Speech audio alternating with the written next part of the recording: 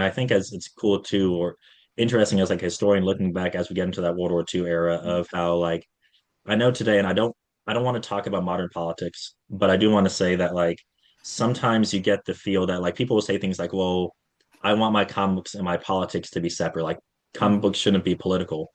Yeah. But I mean, you look at the 40s and it's like Captain America #1, it is literally Captain America punching Hitler in the face. And then you've got so many covers that are like buy war bonds.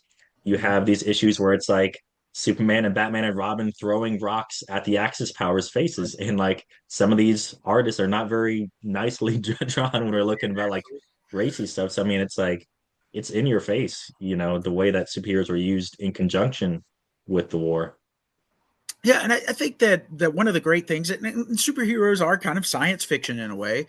I think one of the great things about science fiction is that it's always given, even though it might be about the future, it might be about the fantastical, it's always been in a way about a reflection of who we are as a society at that time. And I do think that with Superman and of course Captain America, but I've been reading a lot of Air Fighter comics and Airboy from that World War II era, and they are reflections of the time. And yes, the art sometimes can be, especially in viewed with a modern lens, very racial caricatures, very not PC kind of stuff, but they are, it is interesting to view that and see how they were depicted because it was Yep. propaganda.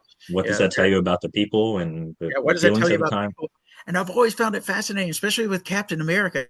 That's what several months before we even enter the war, and That's it's right. it's almost like hey, and even Airboy. If you go back to look at some of those comics, Airboy's fight, and of course all the air fighters because they had different features. They're all fighting. Some of them were British, so they were already fighting the Right. Nazis. But you think about like Airboy or Skywolf or some of those characters that were really popular in the early 40s. They were Americans, and they were, we hadn't declared war, Pearl Harbor hadn't happened, and yet Right. here we are fighting the Nazis and trying to do Hmm. our best.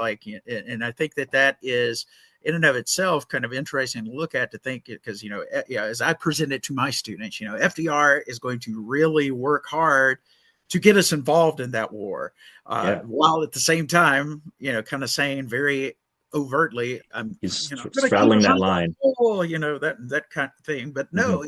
we were really working towards that, and I think it was pretty obvious to at least some people that Right. that's what we were doing.